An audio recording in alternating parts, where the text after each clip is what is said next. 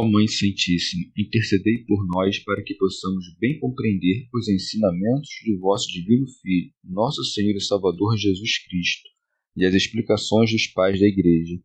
Ó Virgem Imaculada, ofereço-vos este trabalho e peço que abençoais aqueles que o ouvirem, e que seja para a maior honra e glória de Deus. Amém. Senhor onipotente, purificai o meu coração e os meus lábios. Vós, que purificastes os lábios do profeta Isaías com o carvão em brasa, e dignai-vos, por tal modo, purificar-me com a vossa misericórdia, para que possa dignamente anunciar o vosso santo Evangelho. Por Jesus Cristo, nosso Senhor. Amém. Senhor, abençoai-me. Que o Senhor resida no meu coração e nos meus lábios, para que anuncie digna e convenientemente o seu Evangelho. Amém. Evangelho de Nosso Senhor Jesus Cristo, segundo São Mateus. Transfiguração. 6 dias depois, Jesus tomou Pedro, Tiago e seu irmão João e os levou para um lugar à parte sobre uma alta montanha, e ali foi transfigurado diante deles. Seu rosto resplandeceu como o sol e as suas vestes tornaram-se alvas como a luz. E eis que lhes apareceram Moisés e Elias conversando com ele. Então Pedro, tomando a palavra, disse a Jesus: Senhor, é bom estarmos aqui. Se queres, levantarei aqui 3 tendas, uma para ti, outra para Moisés e outra para Elias. Ainda falava quando uma nuvem luminosa os cobriu com a sua sombra e uma voz que saía da nuvem disse: Este é meu filho amado, em quem me comprazo. Ouvi-o. Os discípulos, ouvindo a voz, muito assustados, caíram com o rosto no chão. Jesus chegou perto deles e, tocando-os, disse: Levantai-vos e não tenhais medo. Erguendo os olhos, não viram ninguém. Jesus estava sozinho. Ao descerem do monte, Jesus ordenou-lhes: Não conteis a ninguém essa visão, até que o Filho do Homem ressuscite dos mortos. Comentários dos Pais da Igreja. Remígio de Auxerre. 6 dias depois, o Senhor cumpriu, na transfiguração sobre a montanha, a promessa que havia feito a seus discípulos de sua aparição gloriosa. Por isso se diz: 6 dias depois, Jesus tomou Pedro, Tiago e seu irmão João. São Jerônimo. Mas pergunta-se: como pode ter sido depois de 6 dias que Jesus os levou, sendo que o evangelista Lucas diz 8? Mas a resposta é fácil, porque aqui se fala dos dias intermediários, enquanto Lucas conta também o primeiro e o último. São João Crisóstomo. O Senhor espera que passem 6 dias e não leva imediatamente seus discípulos à montanha, com o objetivo de que os demais discípulos não abriguem sentimentos humanos algum, isto é, alguma paixão de inveja, ou ainda, para que, cheios de veementes desejos durante esse tempo, os que haveriam de subir se aproximassem com a alma atenta. Rábano Mauro. Mas com razão manifestou sua glória depois de 6 dias, porque depois das 6 idades ou épocas do mundo, terá lugar a ressurreição. Orígenes.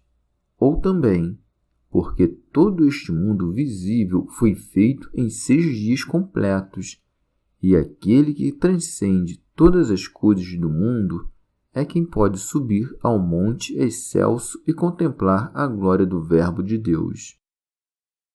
São João Crisóstomo.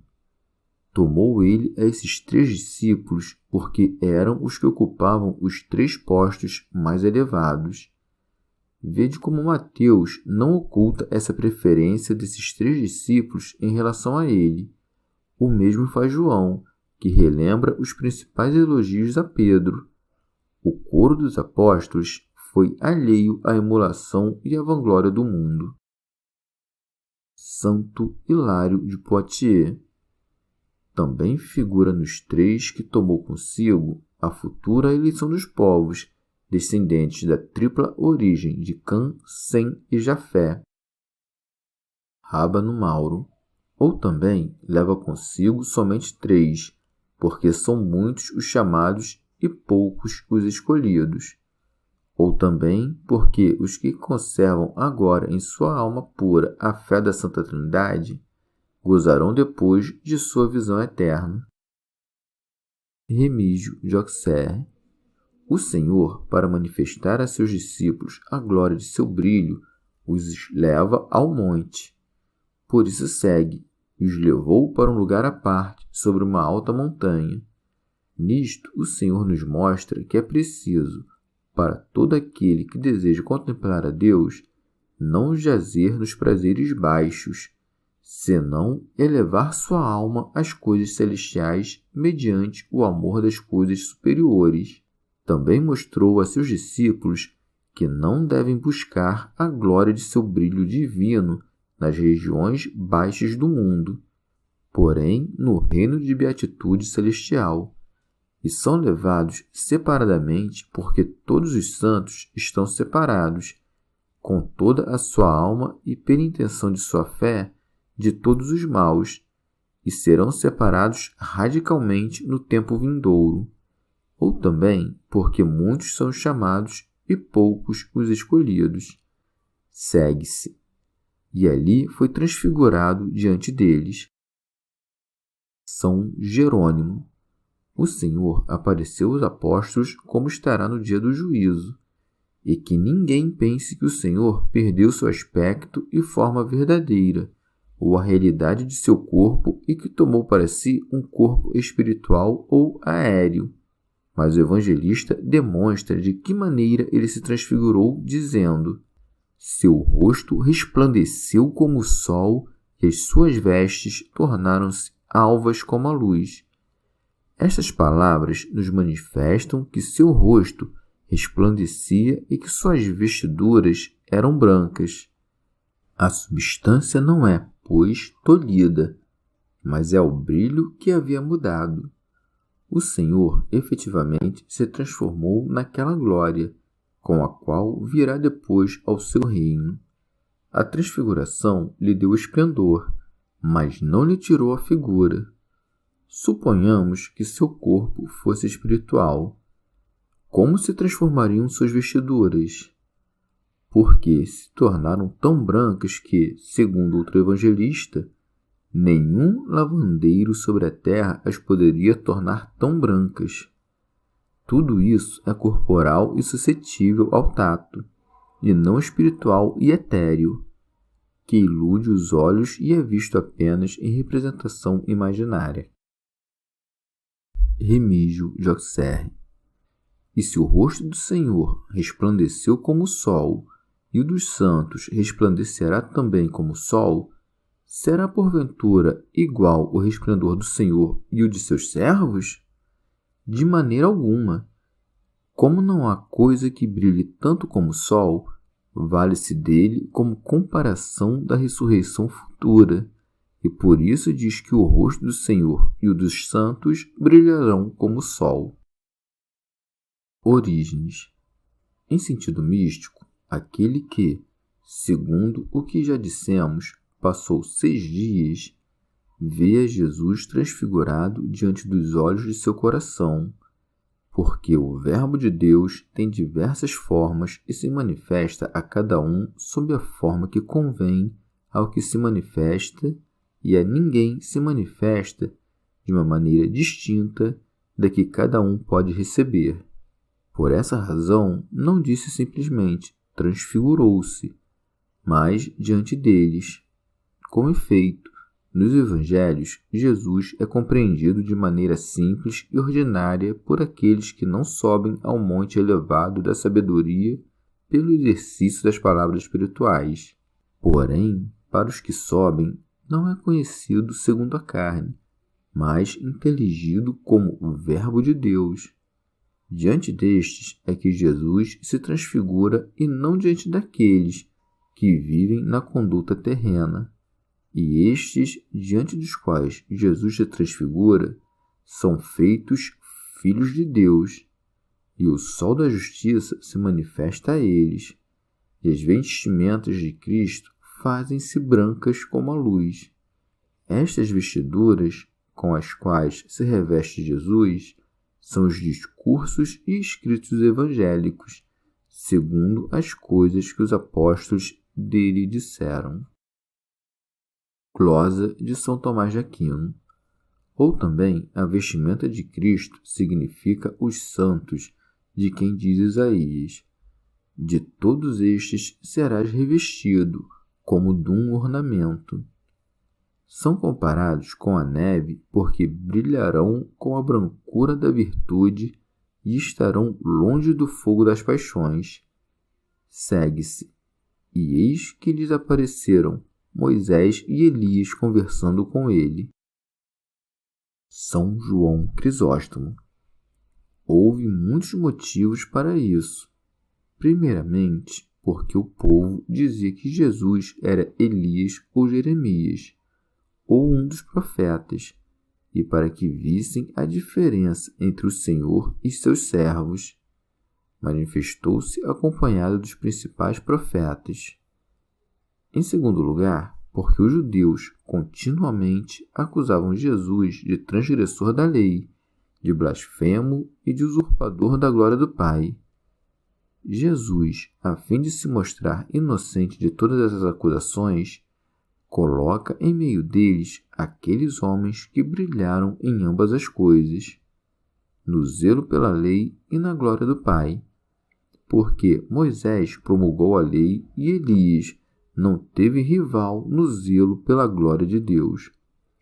Outro motivo foi para que soubessem que ele tinha poder sobre a morte e sobre a vida.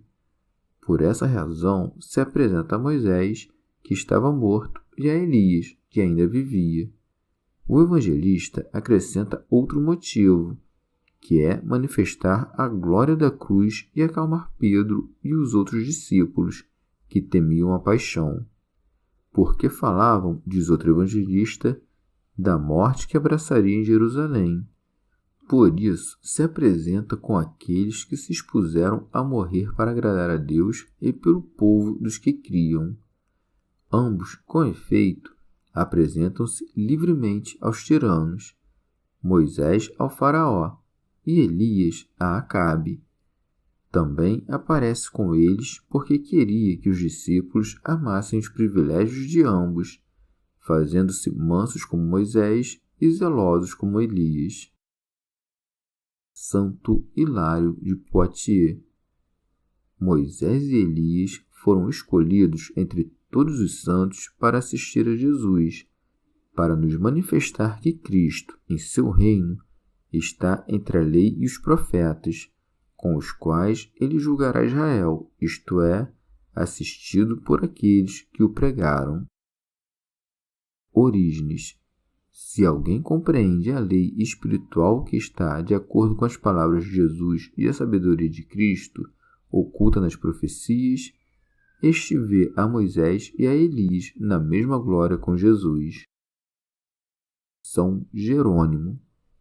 É de se considerar que o Senhor não quis dar aos escribas e aos fariseus os sinais do céu que lhe pediam, e aos apóstolos, para aumentar sua fé, lhes dá o sinal do céu, nada menos do que o de fazer descer Elias do lugar onde estava e o de tirar Moisés de entre os mortos, que é o que se havia ordenado a Acais por Isaías. Pede para ti ao Senhor teu Deus um sinal, quer no fundo da morada dos mortos, quer no mais alto dos céus. Orígenes. As palavras que disse o ardoroso Pedro são estas. Então Pedro, tomando a palavra, diz a Jesus: Senhor, é bom estarmos aqui. Embora tenha compreendido que era conveniente que Jesus fosse a Jerusalém, ainda teme por Cristo, mas, depois da repreensão, não se atreve a dizer outra vez: Deus tal não permita, Senhor.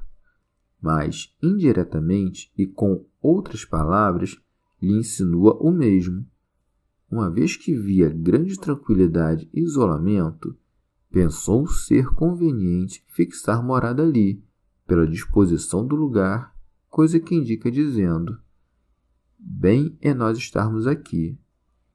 Quer permanecer ali para sempre, e por isso lembra-se dos tabernáculos, dizendo: se queres, levantarei aqui 3 tendas.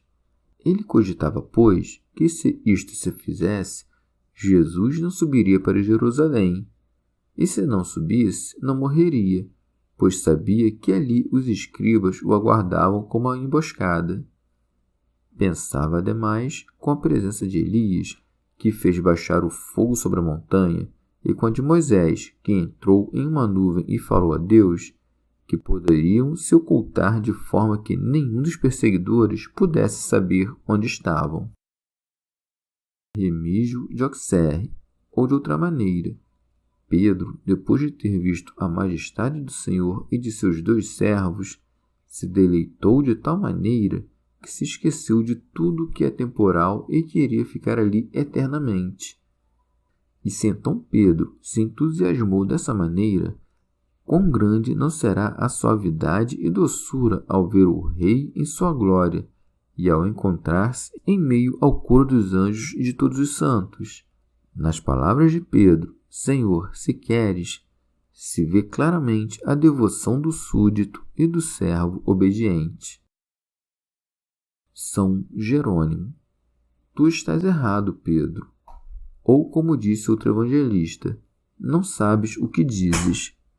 Não queiras buscar 3 tabernáculos, porque não há outro tabernáculo senão o do Evangelho, onde recapitular-se-ão a lei e os profetas. Mas se buscas 3 tabernáculos, de modo algum compares os servos com o Senhor. Mas faz 3 tabernáculos, ou melhor, um só, para o Pai, para o Filho e para o Espírito Santo. Porque, do mesmo modo que os 3 são uma única divindade, deve haver um só tabernáculo em teu peito. Remígio de Auxerre. Equivocou-se também porque quis que o reino dos eleitos, que Deus prometeu dar no céu, fosse constituído na terra. Equivocou-se também porque se esqueceu de que tanto ele como seus companheiros eram mortais e quis subir, sem experimentar a morte, para a felicidade eterna. Rábano Mauro. E ademais, porque pensou que deveria fazer tabernáculos para a vida do céu, onde não há necessidade de casas, uma vez que está escrito: não vi templo nela. São Jerônimo. Todos os que queriam um tabernáculo terreno feito de ramos ou tendas de acampamento estão envoltos pela sombra de uma nuvem brilhante. Por isso se diz: ainda falava quando uma nuvem luminosa os cobriu com sua sombra. São João Crisóstomo. O Senhor, quando ameaça, apresenta uma nuvem tenebrosa, como aconteceu no Sinai. Mas, como não queria aqui aterrorizar e sim ensinar, fez aparecer uma nuvem luminosa. Orígenes. A nuvem luminosa que rodeia os santos é a virtude do Pai, ou talvez o Espírito Santo. E direi também que nosso Salvador é a nuvem luminosa que cobre o Evangelho, a lei e os profetas. Assim o compreendem os que podem ver sua luz nestas 3 coisas. São Jerônimo. Pedro fez uma pergunta imprudente e por isso não mereceu a resposta do Senhor. Porém, responde o Pai pelo Filho, para que tivesse cumprimento a palavra do Senhor. Meu Pai, que me enviou, também dá testemunho de mim. São João Crisóstomo. Mas não falam nem Moisés nem Elias, mas o Pai, maior que todos eles, faz sair sua voz de entre a nuvem, a fim de que creiam os discípulos que essa voz vem de Deus. Deus costuma sempre aparecer em uma nuvem, segundo aquilo. Nuvens e escuridão estão ao redor dele, e isso é o que se diz nas palavras. E uma voz que saía da nuvem. São Jerônimo. O Pai faz com que se ouça sua voz desde o céu, para dar testemunho de seu Filho e para dissipar o erro de Pedro, mostrando-lhe a verdade. E por meio de Pedro mostra aos demais apóstolos. Por isso acrescenta, disse: Este é o meu Filho amado. Para este deve fazer um tabernáculo, a este se deve obedecer. Este é o Filho, aqueles são servos.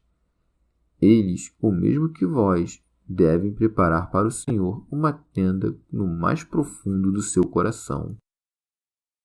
São João Crisóstomo. Pois não temas, Pedro, porque se Deus é poderoso, é claro que do mesmo modo é poderoso o Filho, e se ele o ama, não temas, porque ninguém atraiçoa quem ama, nem tu o podes amar tanto quanto seu Pai, posto que o ama. Não só ama aquele que gerou, mas também porque os dois não têm mais do que uma só vontade. Segue, em quem me comprazo, que vale tanto como dizer, em quem descanso, a quem aceito, porque cumpre com diligência tudo quanto vem do Pai, e não há mais do que uma só vontade entre ele e o Pai. E se este quer que seja crucificado, tu não te oponhas. Santo Hilário de Poitiers. A voz da nuvem atesta que este é o Filho, o amado, aquele em que se compraz o Pai e a quem devemos obedecer, a quem devemos escutar, dizendo: ouvi-o, de modo que ele próprio, idôneo autor de tais preceitos, confirmasse com seu exemplo a perda deste mundo, a vontade da cruz, a morte do corpo e, depois disso, a glória do reino celeste. Remígio de Auxerre. Diz, pois, ouvi-o, como se dissesse em outros termos: desapareçam as sombras legais, os símbolos dos profetas, e segui a luz brilhante do Evangelho. Ou também, ouvi-o, a fim de manifestar que ele é a quem anunciou Moisés, dizendo: o Senhor teu Deus te suscitará um profeta, como eu, dentre teus irmãos. Ouvi-lo-ás assim como a mim. O Senhor teve, pois, muitas testemunhas por todas as partes. No céu, a voz do Pai; no paraíso, a Elias; na mansão dos mortos, a Moisés; e entre os homens, aos apóstolos, a fim de que, diante de seu nome, se dobrasse todo o joelho no céu, na terra e no inferno. Orígenes. A voz da nuvem se dirige a Moisés e a Elias, que desejavam ver e ouvir ao Filho de Deus, ou aos discípulos, para instruí-los. Glosa de São Tomás de Aquino. É de se notar que o mistério da segunda regeneração, que se verificará quando ressuscitar a carne, se harmoniza perfeitamente com o mistério da primeira regeneração, que tem lugar no batismo, de onde ressuscita a alma. No batismo de Cristo se manifestou a operação de toda a Trindade, porque ali estava o Filho encarnado, apareceu o Espírito em forma de pomba e o Pai se declarou pela voz. Da mesma maneira, na Transfiguração, que é uma figura misteriosa da segunda regeneração, apareceu toda a Trindade, o Pai na voz, o Filho no homem e o Espírito Santo na nuvem. Pode-se perguntar agora, por que o Espírito Santo apareceu no batismo em forma de pomba e na Transfiguração em uma nuvem? Porque costuma manifestar ordinariamente seus dons por imagens. Dá no batismo a inocência, significada pela simplicidade da pomba, e na ressurreição dará o resplendor e a felicidade eterna. Esta é figurada pela nuvem, e o resplendor dos corpos ressuscitados pelo brilho da nuvem luminosa. Segue-se. Os discípulos, ouvindo a voz, muito assustados, caíram com o rosto no chão. São Jerônimo. Por 3 causas caíram aterrorizados de medo: porque compreenderam seu erro, porque ficaram envoltos pela nuvem luminosa e porque ouviram a voz de Deus Pai quando lhes falava. Com efeito, a fragilidade humana, não podendo suportar tão grande glória, se estremece com todo o seu corpo e toda a sua alma, caindo por terra. Porque o homem que não conhece sua medida, quanto mais quer se elevar para as coisas sublimes, mais desliza para as coisas mais baixas. Remígio de Auxerre. O ato de caírem os santos apóstolos sobre seus rostos é indício de santidade, porque dos santos se diz que caem sobre seus rostos, ao passo que os ímpios caem de costas. São João Crisóstomo. Mas como é que os discípulos caíram sobre seus rostos no monte, quando antes, no batismo de Cristo, se ouviu a mesma voz e, no entanto, nenhum dos assistentes experimentou coisa semelhante? Porque era grande a solidão, a altura e o silêncio, a transfiguração imponente, a luz brilhante e a nuvem extensa. Todas as circunstâncias reunidas causaram profundo espanto nos discípulos. São Jerônimo. O Senhor, de modo clemente, vendo seus discípulos atirados no solo e incapazes de se levantar, se aproxima deles e os toca. Com seu contato se desvanece o medo e os debilitados membros adquirem robustez. Isto é o que significa: Jesus chegou perto deles e, tocando-os, e curou com sua ordem os que havia curado com sua mão. Por isso segue. Disse: levantai-vos e não tenhais medo. Primeiramente, lhes tira o medo, para lhes ensinar depois a doutrina. Segue-se. Erguendo os olhos, não viram ninguém. Jesus estava sozinho. E não foi sem motivo que operou deste modo, porque, se houvessem continuado ali Moisés e Elias com o Senhor, os discípulos não saberiam de quem a voz do Pai dava testemunho. Veem que, depois de retirada a nuvem, o Senhor estava ali, e que se desvaneceram Moisés e Elias. Porque, depois de desaparecida a sombra da lei e dos profetas, voltam a encontrar ambas as coisas no Evangelho. Segue. Ao descerem do monte, Jesus ordenou-lhes: não conteis a ninguém essa visão, até que o Filho do Homem ressuscite dos mortos. Não quer que se publique entre os povos o que haviam visto, para que, ao ouvir a magnitude do prodígio, não o cressem impossível, e para que não servisse de escândalo aos homens rudes o fato de que, depois de tão grande glória, se seguisse a cruz. Remígio de Auxerre. Ou também porque, caso se divulgasse ao povo a majestade do Senhor, este mesmo povo se oporia aos príncipes e aos sacerdotes, impedindo a paixão. Deste modo, a redenção do gênero humano sofreria atraso. Santo Hilário de Poitiers. Manda-lhes que guardem silêncio sobre as coisas que haviam visto, a fim de que, quando estivessem cheios do Espírito Santo, então fossem testemunhas dos feitos espirituais. Chegamos ao fim de mais um dia de comentários da Catena Áurea. Muito obrigado por ficarem até aqui, que Nossa Senhora derrame suas graças sobre nós e até amanhã.